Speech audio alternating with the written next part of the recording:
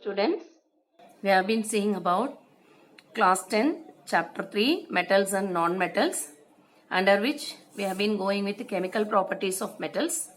We have seen about the reaction of oxygen with metals and the reaction of water with metals in the last video.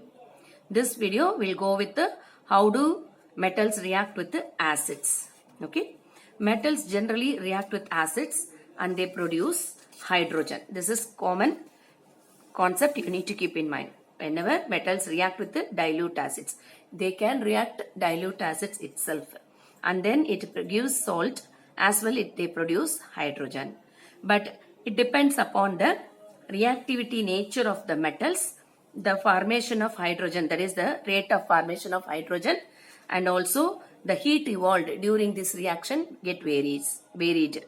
Okay, because according to the variation, in the sense I could say that according to the reactivity series, you know all of you, the reactivity series, it goes with the potassium first, okay, sodium, calcium, magnesium, aluminium, zinc and iron, lead, okay, lead, hydrogen, copper, silver, gold. Before that we can add mercury also, mercury, okay, and then gold, silver and gold, platinum. It goes in this way. Here, from here to here, the reactivity get decreases. That is top to bottom, I could say the reactivity decreases. Okay, decreases, right? So these are called, we have seen already in the first lesson about it, that is how to react, the reactivity series goes down.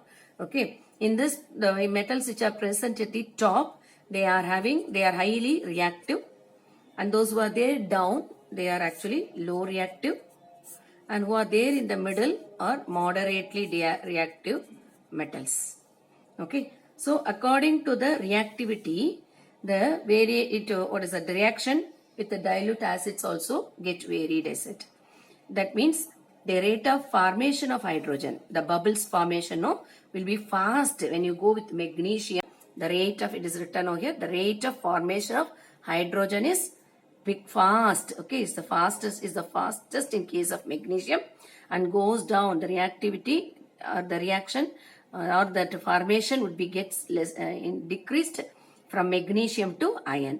And you could see that the heat produced in case of magnesium is also much. Okay, it would be much in case of magnesium, and then it is go to the next one, aluminium, then zinc, then iron. So it gets decreased again. So it is a highly exothermic. Magnesium with the acid is highly exothermic reaction. Highly exothermic reaction. That means heat is produced. Okay, otherwise the heat is produced immediately. Once that magnesium is added to sulfuric acid, immediately you could see the bubbles formation, as well you could see that heat produced. Okay, so these two things you need to keep in mind. According to the reactivity of the metals, the liberation of hydrogen also get varied. Right, let us go to the next one. How do nitric acid react with the metals? Usually metals react with the nitric acid, but nitric acid is a good oxidizing agent. Okay, it's a good oxidizing agent.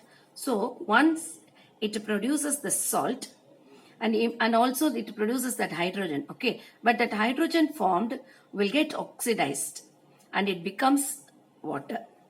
Okay, as well this nitric acid, again there is nitrogen, nitrogen get oxidized. That also you will get either nitrogen dioxide or nitric oxide or nitrous oxide. Any one of the oxides would be produced. So oxide of the nitrogen is also formed. Oxide of nitrogen is also formed. Understand? So in this case, in case of, they may ask you, question would be like this: why do nitric acid nitric acid does not liberate hydrogen when it reacts with the metals? You should be able to answer that since it's a good oxidizing agent, it will give salt, and also hydrogen, but the hydrogen formed will get oxidized and become water, And also there is another product that nitrogen also get oxidized to its oxide. So this is the thing you need to keep in mind about the acids. These are the, go through the equations in this. Okay. Next let us go with the, how do metals react with the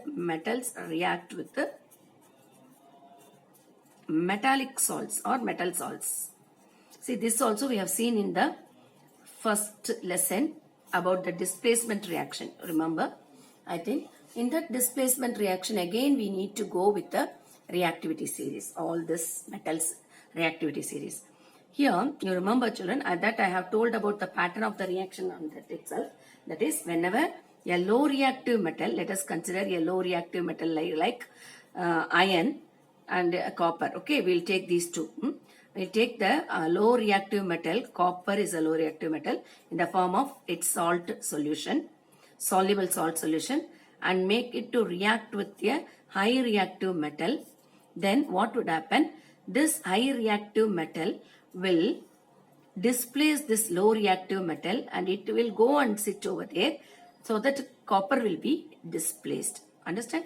This will go and displace this copper, so that you will get ferrous sulfate and copper.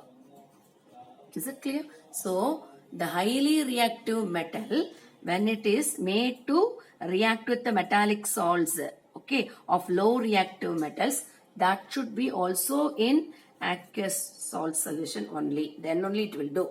So the soluble salt solution, then what would happen? That highly reactive metal will displace the low reactive metal, so that you will get that metal separated. That whatever the metal which is there, low reactive metal which is present in that salt solution would be separated. Okay, and you will get the other, that high reactive metal salt will be formed. In this case, you might have known about this. Actually, the blue color salt solution gets changed to green color salt because of the formation of ferrous sulfate. Copper sulfate color is blue, and the formation of product is ferrous sulfate. So you are getting that green color. Is it clear? But you remember that the other side reaction is not at all, is not possible. Otherwise I could say, if you are make that iron sulfate to react with the copper, you don't get any reaction. So you can write clearly there is no reaction, because that high reactive metal cannot be displaced by the low reactive metal. So for that case, you need to be thorough with the reactivity series, the order of the metals which are present in the reactivity series. So this is called by reactivity series. This we write it down as reactivity series. So please note down this reactivity series. Please make it thorough with that, so that you would be able to answer for this topic questions. Any questions come, you will be able to answer them. Okay, I think I have already told you. Again I will repeat. You are going to do one practical in this, that is taking that iron in always copper sulfate solution in a test tube and make that iron to immerse in this iron nail. Okay, I am just making that iron nail to get immersed in that copper sulfate solution. After some time you could see that the blue color copper sulfate solution get changed to green color ferrous sulfate. Okay, because of the ferrous sulfate, because of the displacement of copper. Where that copper gone, you could see that copper deposited over the iron nail. That iron nail, you know, the color is gray color, no, somewhat gray, silverish gray. That color get changed to reddish brown. The reddish brown deposit is due to the formation of copper on iron nail. Is it clear? So this is one of the chemical properties you need to go with, and this is a very important reaction also. Practical based questions are there in this. So what do you observe physically? You need to say, what do you observe when iron nail is kept inside the ferrous sulfate copper sulfate solution, or else copper is placed inside the ferrous sulfate solution? Such a way the questions would come. So if you know the reactivity series thorough, you will be able to answer it. Is it okay? Let us go with the next type of the reaction. What we are going to see is, how do metals react with the non-metals? In this case, metals always react with the non-metals and form ionic bonding, otherwise ionic compounds. You should say it as ionic compounds. Metals react with the non-metals. Okay, react with the non-metals. How do they react with the non-metals? Usually, as I told you, for example, let us go with the what is that, magnesium itself. Okay, when it reacts with the non-metal, in the sense, let us go with oxygen. Okay, or else let us go with the chlorine, or let us go with the bromine, whatever it is you could say. Okay, when it is reacting with the oxygen, it will give an ionic compound. What is that? A compound formed over here is magnesium oxide. Cm, magnesium, you need to balance it, right? Oxygen, there are 2, so I put 2 over here. When you put 2 over here, magnesium also to be balanced, so 2 Mg plus O to give 2 MgO. In the same way, if I make sodium to react with the chlorine, I have to write down that chlorine in diatomic state, so I get that sodium chloride. Okay, I need to balance the equation, so to balance I am just putting 2 over there. 2Na plus Cl2 gives you 2NaCl. Remember children, metals react with the non-metals and they give ionic compounds. Okay, they give ionic compounds. Okay, what about these ionic compounds? You should know that the magnesium, when you talk about, its valency is 2. Okay, in the sense the outermost shell has 2 electrons. When it reacts with the oxygen, oxygen has 6 electrons in the outermost shell. Okay, so the 2 electrons it needs, this oxygen needs how many electrons? 2 electrons. When it needs 2 electrons, when it goes and combine with the magnesium, these 2 electrons are transferred. Okay, it is transferred to what? To oxygen. So the 2 electrons are transferred to oxygen, so that you get the 2 electrons over here. The 2 electrons get transferred. So what happened? You get an ionic state. Magnesium, as on losing 2 electrons, it becomes 2 plus state, and oxygen, when it gets 2 electrons, it becomes 2 minus state.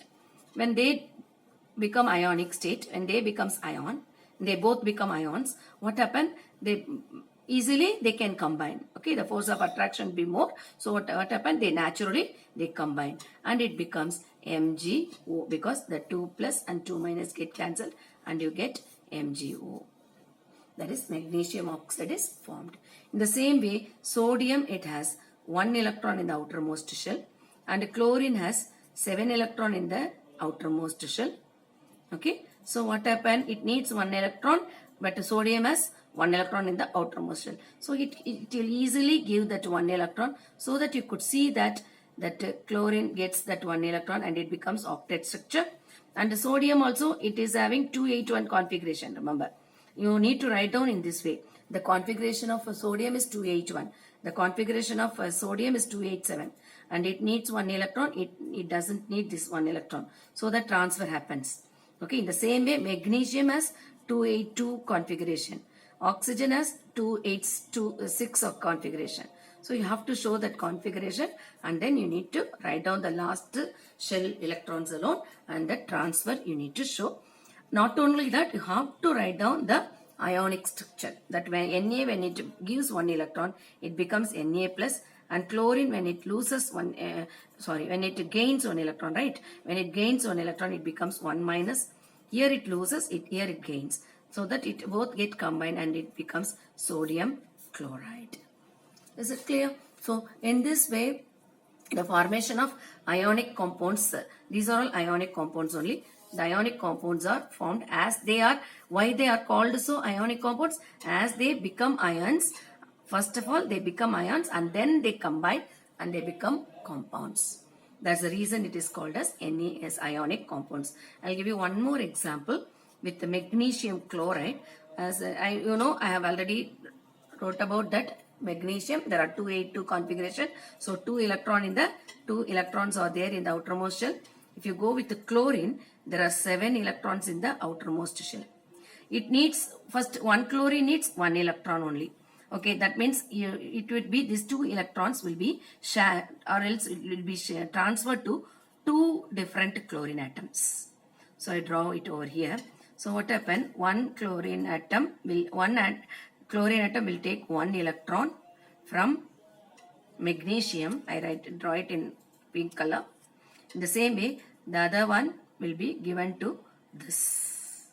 So what happened? Naturally, both gets that octet structure. Because of that, the structure now you can write down that as a what is that ionic form. It is Mg2 plus 2Cl minus, because 2 chlorine atoms taking 1 minus charge. That is, both are getting 1 minus charge. 2Cl minus. Because of that, you get a compound. What is that? MgCl2. Because this 2 minus and 2 plus is getting cancelled. There are 2 chlorine atoms, right? So 2 chlorine atom, 2 minus, because of 2 minus and 2 plus will get cancelled. Okay, but here there are 2 chlorine atoms. That becomes MgCl2. So in this way, the compounds are formed, ionic compounds are formed by the reaction of metals with the non-metals. There, the possibility is transfer of electrons and they become ions, and then they combine due to that electrostatic force and they form ionic compounds. So these are the chemical properties under metals and non-metals. We have seen that all the 5 reactions with oxygen in the last video I told you, with oxygen and water. In this video we have seen about the reaction with the dilute acids and how do metals react with metallic salts as well non-metals. Hope you have understood, children. Please go through, and if you have any doubt, please put it in the comment box. Thank you.